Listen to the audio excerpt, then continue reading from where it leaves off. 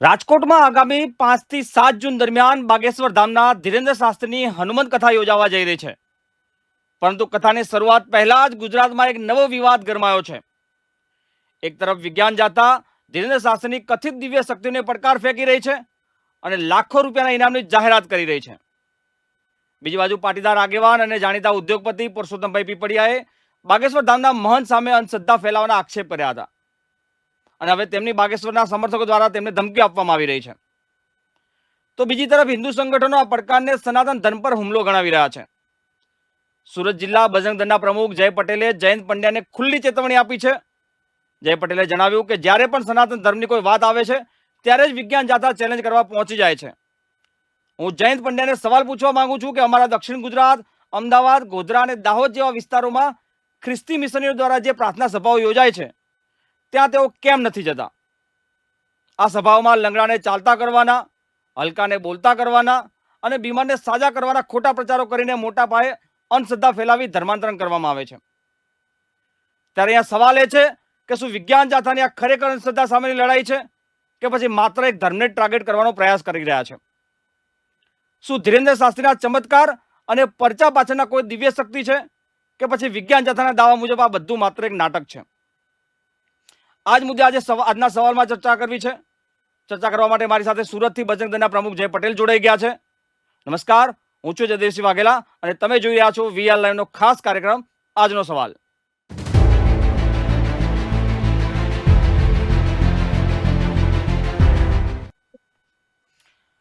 Jaybhai, VR લાઈવમાં આપનું હાર્દિક સ્વાગત છે. રામ રામ. જી જયભાઈ, બાબા બાગેશ્વરનો રાજકોટમાં પ્રોગ્રામ યોજાવા જઈ રહ્યો છે આ મહિનામાં. વિજ્ઞાન જાથા બાબા બાગેશ્વરને ચમત્કારી નહીં પણ એક અંધશ્રદ્ધા ફેલાવનારા વ્યક્તિ કહી રહ્યા છે, બોગસ માણસ છે એવું કહીને વિજ્ઞાન જાથાના પ્રમુખે નિવેદન આપ્યું છે. આપની પ્રતિક્રિયા શું છે બજરંગ દળના પ્રમુખ તરીકે? મારી પ્રતિક્રિયા એક સનાતની તરીકે મેં આપેલી જ છે, છતાં બી આપના ચેનલના માધ્યમથી જણાવું કે જયંત પંડ્યા જે વિજ્ઞાન જાથા નામની એક દુકાન લઈને બેસેલા છે, તો એમના માટે તો સર્વ ધર્મ સન્માન હોવો જોઈએ, કારણ કે એ તો વિજ્ઞાનની વાત કરી રહ્યા છે, બરોબર, સાયન્સની વાત કરી રહ્યા છે, બરોબર. એના પ્રમાણે ધર્મ એ સાયન્સ પછી આવે, સાયન્સ પહેલા આવે એવું એમનું કેવું છે. તો એમને હર વખતે હું જોઈ રહ્યો, હું જ્યારથી સમજતો થયો ને ત્યારથી હું જોઈ રહ્યો છું. આ સવાલ મેં ફોન પર બી કરેલો છે કે જયંતભાઈ, તમે નાના નાના ભુવાઓને અને નાના નાના સાધુ સંતોને જે સનાતનના કામ કરે છે, સનાતનને જ કેમ ટાર્ગેટ કરો છો? જો તમે વિજ્ઞાન જાથા નામની દુકાન લઈને બેસેલા છો તો તમારા માટે બધા સરખા હોવા જોઈએ. તમારે અમારા દક્ષિણ ગુજરાતની વાત કરું અને સમગ્ર ગુજરાતની વાત કરું તો ટ્રાઇબલ વિસ્તારમાં ઈસાઈ મિશનરીઓ, એના ધર્મગુરુઓ, પાસ્ટરો અને પાદરીઓ પ્રાર્થના સભાના નામે ધર્માંતરણ કરાવે છે, હકલાને બોલતા કરે છે, લંગડાને ચાલતા કરે છે, બીમારને સાજા કરે છે. આવી અંધશ્રદ્ધા ફેલાવીને ધર્માંતરણ અને મતાંતરણ કરાવવાનો પ્રયત્ન કરે છે મારા ભોળા ભોળા હિન્દુ સમાજને, બરોબર. તો ત્યાં કેમ આ વિજ્ઞાન જાથા એના વિજ્ઞાનને પ્રૂવ કરવા જતા નથી, સાબિત કરવા જતા નથી? બીજો સવાલ મારો એ છે કે કચ્છ સાઈડનું એક મેં ઇન્સ્ટાગ્રામ પેજ જોયેલું છે. જો હું કોઈ ધર્મનો વિરોધી નથી કે હું કોઈ ધર્મ ગુરુઓનો વિરોધી નથી, સતના કોઈ દિવસ પારખા ના હોય, દેવના ડેરા હોય જ, બરોબર છે. તો એવી જ રીતે કચ્છ ભુજ સાઈડ એક પીર બાબા છે, જેને કેન્સર બાબાના નામથી ઓળખાય છે અને હાલ જાહેર છે, એના ઇન્સ્ટાગ્રામમાં ડેઈલી અપડેટ આવે છે અને લાખો હજારો શ્રદ્ધાળુઓ ક્યાંથી ત્યાં આવે છે એનો કેન્સરની બીમારીનો ઈલાજ કરવા માટે. અને હું વિડીયોના મારફતે જોઉં છું કે ઘણા લોકો સારા થયા છે, લોકો જ કહે છે કે મને સારું થયું છે. તો વિજ્ઞાન જાથાવાળા જયંત પંડ્યા ત્યાં બી જવું જોઈએ કે બાબા મારું વિજ્ઞાન પૂછવા માંગે છે કે તમે કઈ રીતે લોકોને સારા કરો છો, તો ત્યાં એ જતા નથી. પ્લસ બીજી વાત, હવે વાત કરીએ સનાતનનો વિરોધ કરે છે એની, તો સનાતનમાં બી મોટી મોટી સભાઓ લાગે છે. તમને શાયદ ખ્યાલ હશે, આપણે મલાતજની મેલડી માતાની સભાઓ લાગે છે, બરોબર, ખૂંખાર મેલડી માતાની સભાઓ લાગે છે, લાખો શ્રદ્ધાળુઓ આવે છે, બરોબર. પછી સુરાપુરા ધામ ભોળા લાખો શ્રદ્ધાળુઓ આવે છે, બરોબર. એ મોટી મોટી જગ્યાએ નહીં જાય, નાના નાના લોકો, નાના નાના ભુવાઓ છે, જ્યાં નાના મોટા માણસો આવે છે પોતાની શ્રદ્ધા લઈને, બરોબર, ત્યાં જાય અને તોડ પાણીનો ધંધો. પુરાવા નથી, પણ સાંભળવા મળેલી વાત અનુસાર મેં ઘણા લોકોના મોઢે સાંભળ્યું છે, કારણ કે આ વિષય પર ઘણા લોકોના મારા પર કોલ આવ્યા છે કે તોડપાણીનો ધંધો કરે છે. તો ત્યાં જ કેમ જે બી જાય આપ છે, અહીંયા કેમ નથી જી, જતા? અહીંયા પણ એને જે જવું બી આપ જોઈએ. મારો ખાલી એટલો જે જ બી આપ સવાલ છે. જી, જે બી આપ કહી રહ્યા છો કે નાના ભુવાઓ જોડે જાય છે, ધીરેન્દ્ર શાસ્ત્રી તો બહુ મોટું નામ છે, બહુ મોટી સંસ્થા છે બજરંગ બાગેશ્વર ધામની. એમના સામે હવે એમને પડકાર લીધો જ છે.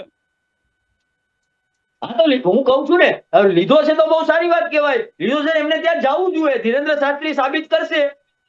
ધીરેન્દ્ર શાસ્ત્રીની સભાની આપણે વાત કરીએ તો એમાં બી લાખો શ્રદ્ધાળુઓ ઓલ ઓવર આપણે ભારત દેશમાં આપણે જોઈએ છીએ, સમગ્ર ભારત દેશમાં એનો દરબાર લાગે છે. ત્યાં લાખો હજારો લાખો શ્રદ્ધાળુઓ આવે છે.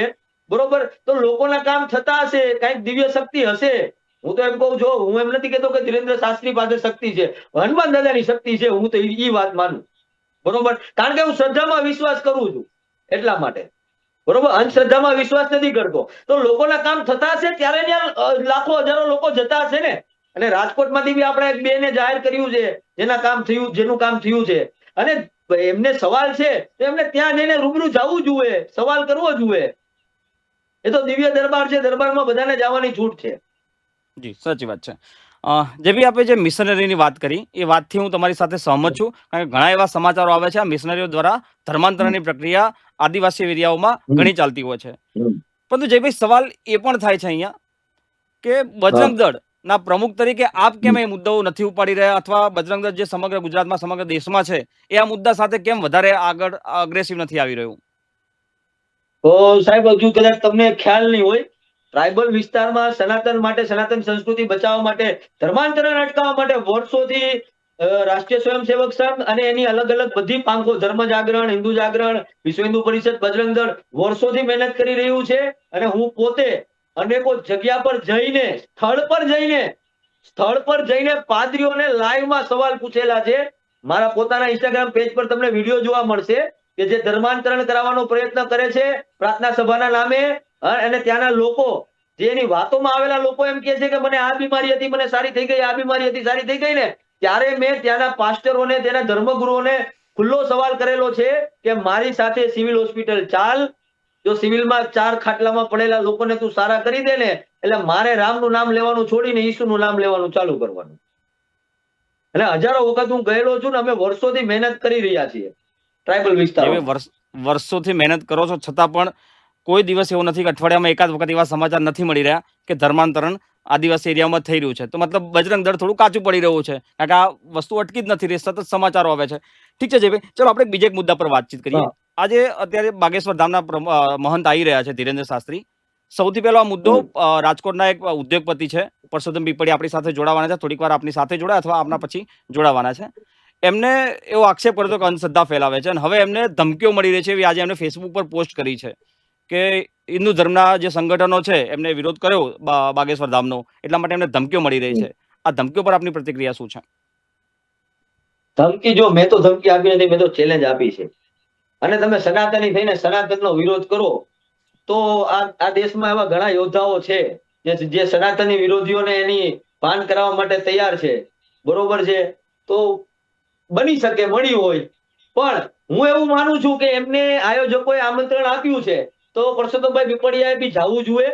એમને હમણાં મારી આગલી બીજી ચેનલની ડિબેટમાં એવું કીધેલું હતું કે મારી સુરક્ષાનું શું, તો ત્યારે પણ મેં એમને એવું કીધું કે હું પોતે મારી ટીમને લઈને આવું તમારી સુરક્ષા માટે. અને કોઈ સંત એમની જોડે જોડાયેલા હતા, એમને બી કીધું કે તમે આવો, તમારી સુરક્ષાની જવાબદારી અમારી છે. બરોબર, ત્યાંના સ્થાનિક આપણે પોલીસ પ્રશાસનને બી જાણ કરશું તમારી સુરક્ષાની. બરોબર છે, અને તમને સુરક્ષિત ત્યાં આપણે પંડાલમાં લઈ જવામાં આવશે. અને તમારે જે કઈ બી બાગેશ્વર ધામના બાબા પાસે જે કઈ બી સવાલ છે એના સવાલ જવાબ કરવામાં આવશે. તમે ત્યાં આવો એમ. તો પરસોત્તમભાઈ પીપળિયાએ જવું જોઈએ. જી, જેવી આપ કહી રહ્યા છો કે આ વિજ્ઞાન જાથા છે એ માત્ર હિન્દુના જે ભુવા છે અથવા સંતો છે એમના સામે જ આક્ષેપો કરે છે, પણ માત્ર જો એવું જ નથી કે આક્ષેપ કરે છે, આ આક્ષેપથી એવું તો નથી બની જતું કે ધીરેન્દ્ર શાસ્ત્રી સાચા જ સાબિત થઈ જાય. સવાલોના ઘેરામાં તો ધીરેન્દ્ર શાસ્ત્રી બી સવાલોના ઘેરામાં આવી શકે છે, કોઈ પાદરી બી આવી શકે છે, અથવા કોઈ મોલાના બી આવી શકે છે. તો માત્ર તમારા એમના સવાલ કરવાથી ધીરેન્દ્ર શાસ્ત્રી સાચા સાબિત થઈ જવું નથી. હું ધીરેન્દ્ર શાસ્ત્રીને સાચા સાબિત કરવા માંગતો જ નથી. બરોબર. હું ધીરેન્દ્ર શાસ્ત્રીને સાચા સાબિત કરવા નથી માંગતો. મારો સવાલ એટલો એટલો જ છે કે વિજ્ઞાન જાથા દ્વારા સનાતનને ટાર્ગેટ કેમ? ના ના, ઘણા એવા વિડીયો છે વિજ્ઞાન જાથાના. મારી ખુદની યુટ્યુબ ચેનલ પર ઘણા વિડીયો છે. એમને પાદરીઓ જોડે તો એમ ના નહીં. વિડીયો બી છે. હું તમને એક વાત કહું. મેં જયંત પંડ્યાને કોલ કર્યો. મારી અધૂરી વાત હમ. કરીને એને અધૂરી વાત સાંભળીને કોલ કાપી નાખ્યો. બરોબર છે. અને કોલ તો કાપી નાખ્યો અને બ્લોક લિસ્ટમાં નાખી દીધેલો છે. ફોન જ નથી ઉપાડતા. લાગતો જ નથી. જયભાઈ, પ્લસ બીજી વાત જયભાઈ, કે જો શું ભાઈઓ વાત થઈ સાંભળો, હતી? એના માટે ખાલી શું વાત થઈ હતી આપ જણાવી શકો છો? સનાતન ટાર્ગેટ ન હોય. ભાઈ, એક મિનિટ મારી વાત પૂરી કરી લેવા દો. જો એના જી માટે જી. ખાલી સનાતન ટાર્ગેટ ન હોય તો હાલ કચ્છ જિલ્લામાં ચાલતા કેન્સર વાળા બાબા પાસે જાય, એની ફોજ લઈને પોલીસને લઈને જાય અને ગુનો દાખલ કરાવે જો ન્યા વિજ્ઞાન જાથા વાળા એને અંધશ્રદ્ધા સાબિત કરીને, તો $1001 મારે ઇનામ આપવાનું. જી જયભાઈ, આપણી વાત શું થઈ હતી જયંત પંડ્યા સાથે, જો આપ કહી શકો તો? જયંત પંડ્યા સાહેબને મેં એટલું જ કીધેલું હતું કે તમે વારંવાર સનાતનને કેમ ટાર્ગેટ કરો છો, તમે આ બધી જગ્યાએ કેમ જતા નથી? તો જયંત પંડ્યા દ્વારા એવું કહેવામાં આવેલું હતું કે છેલ્લા 35 વર્ષમાં મેં 16 પાદરીઓના વિરુદ્ધમાં ગુનો દાખલ કરાવ્યા છે, એવું એમનું કહેવાનું હતું. મેં પકડેલા છે પાસ્ટરો અને પાદરીઓને. પણ હું જ્યારથી સમજ્યો છું, મારી ઉંમર આજે 37 યર છે, હું જ્યારથી સમજતો થયો ને ત્યારથી મેં જોયું નથી કે જયંત પંડ્યાએ કે કોઈ જગ્યાએ પાસ્ટરો પાદરીઓને ખુલ્લા પાડ્યા હોય. એટલે મેં એમને એવું ઓકે, એમને કીધું કે પ્રતિક્રિયા હવે એમને next time પ્રતિક્રિયા એમને અમારા દક્ષિણ પ્રતિક્રિયા ગુજરાતમાં કોઈ જગ્યાએ મેં એમને એવું કીધું કે હું તમને ઇન્ફોર્મેશન આપું તો તમે આવશો, બરોબર? તો કે હા આવીશ. અને ત્યાર પછી હું એની જોડે વાત કરવા આગળ જઈ રહ્યો હતો આ કચ્છવાળી બાબતે, બરોબર? હા, તો ત્યાં એને કોલ કાપી નાખ્યો અને ત્યારબાદ મને બ્લોકમાં નાખી દીધો. જી. જયભાઈ, બીજો એક સવાલ મારે એવો કરવો છે કે વિજ્ઞાન જાથાએ એવી ચેલેન્જ આપી બાગેશ્વર ધામને કે મારે તમારા સ્ટેજ ઉપર આવીને 3 સવાલો પૂછવા છે. 3 સવાલોના મને જવાબ આપી દો તો તમે સાચા સાબિત થઈ જાઓ છો. ધીરેન્દ્ર શાસ્ત્રી જો સાચા છે તો આ 3 સવાલોના જવાબ આપવા તેમને વાંધો શું છે? ધીરેન્દ્ર શાસ્ત્રીએ ક્યાં કોઈ વાંધો દર્શાવ્યો જ છે? જવું જ જોઈએ એના દરબારમાં. તો જે જાય એને એના સવાલનો જવાબ ધીરેન્દ્ર શાસ્ત્રી આપે છે ને ધીરેન્દ્ર શાસ્ત્રીએ બી આપવો જોઈએ. તો તમામ હિન્દુ સંગઠનો કેમ એનો વિરોધ કરી રહ્યા છે? જો વિજ્ઞાન જાથા એ જ તો કહી રહ્યું છે કે મારે 3 સવાલ કરવા છે, તો પછી વિજ્ઞાન જાથા સામે સવાલો કેમ ઉભા કરવામાં આવે છે?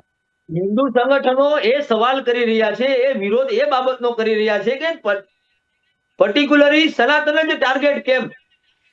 જયંત પંડ્યાના હાથે વિજ્ઞાન જાથાની દુકાન વાળા સનાતનને જ કેમ ટાર્ગેટ કરે છે? એટલા માટે હિન્દુ સંગઠનો સવાલ કરી રહ્યા છે. અને હજુ લગી જાહેરમાં કોઈ હિન્દુ સંગઠન આવ્યું નથી. જાહેરમાં કોઈ હિન્દુ જે ભાઈ સંગઠન આવ્યું નથી. હરેક સનાતનીઓ સવાલ કરી રહ્યા છે આ બાબતનો. જે ભાઈ એક આસ્થા છે ને એ વ્યક્તિગત મુદ્દો છે, બરોબર? કોઈને બી આસ્થા કયા ધર્મમાં માને છે એનો વ્યક્તિગત સવાલ છે. મુદ્દો એ છે કે કોઈ સામે સવાલ કરવામાં આવે છે, એ બાબા બાગેશ્વર ધામના હોય કે કોઈ પાદરી હોય અથવા કોઈ મોલાના હોય, બરોબર? વિજ્ઞાન જાથાનો સૌથી પહેલો તર્ક જ એ છે વિજ્ઞાનની અંદર કે સવાલ પૂછવો. કોઈ બી સંશોધન, કોઈ બી વસ્તુનું સંશોધન થાય છે તો એની ઉત્પત્તિ એક સવાલથી થાય છે કે આવું કેમ થાય છે, પછી વિજ્ઞાન કામ કરે છે. જો વિજ્ઞાન જાથાને એ શંકા છે કે આ ચમત્કાર ખોટી વસ્તુ છે, કારણ કે વિજ્ઞાનનો નિયમ જ છે કે સવાલ કરવાના છે, તો પછી વાંધો ક્યાં નડે છે?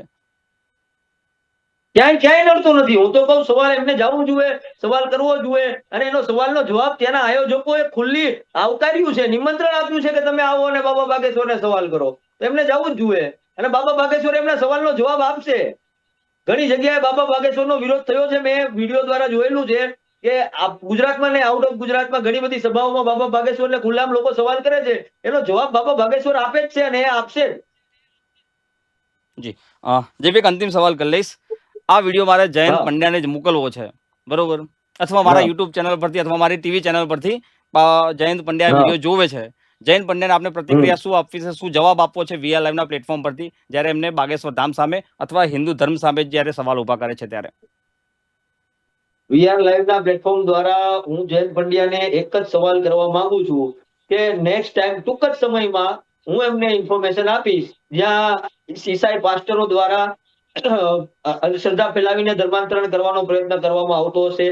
એક તો ત્યાં એ આવે, બરોબર, મને બ્લોક લિસ્ટમાંથી કાઢે, બરોબર, મારો કોલ ઉપાડે અને મારા સવાલનો જવાબ આપે. પ્લસ મેં જે કચ્છમાં કીધું કેન્સર વાળા બાબાની જ્યાં ઈલાજ થાય છે, બાબા કેન્સરના ઈલાજ કરે છે, તો ત્યાં બી વિજ્ઞાન જાથાને લઈને જાય અને હકીકતમાં એ અંધશ્રદ્ધા છે કે શ્રદ્ધા છે એની આજે સાબિત કરે. હું તો માનું છું કે શ્રદ્ધા છે, બરોબર, એટલે ત્યાં લાખો લોકો આવે છે, પણ ત્યાં આ ભાઈ જાય અને સાબિત કરે અંધશ્રદ્ધા છે કે શ્રદ્ધા છે. જેમ એ સનાતનીઓની પાછળ પડ્યા છે, અંધશ્રદ્ધા સાબિત કરવા માંગે છે સનાતનના ચમત્કારને, તેમ અન્ય ધર્મના ચમત્કારને એ અંધશ્રદ્ધા કે શ્રદ્ધા છે એ સાબિત કરે અને ત્યાં એ સવાલ જવાબ કરે. અને જો એ અંધશ્રદ્ધા સાબિત કરશે, બરોબર છે, હું આ ઈસાઈ પાસ્ટરો છે ને, પાસ્ટરો તો અંધશ્રદ્ધા જ ફેલાવે છે, હું ચોખ્ખું કહું છું. એવા કોઈ ચમત્કાર હોતા જ નથી, બરોબર છે. તો એ ત્યાં જઈને અંધશ્રદ્ધા સાબિત કરીને કાયદેસરની કાર્યવાહી કરાવશે, ગુનો દાખલ કરાવશે, તો જયંત પંડ્યા મારે તમને $1001 ઇનામ આપવાનું. જી બરોબર છે. જયભાઈ VL લાઈવ સાથે જોડાયા, આટલો સમય આપ્યો એટલા માટે ખૂબ ખૂબ આભાર. રામ રામ.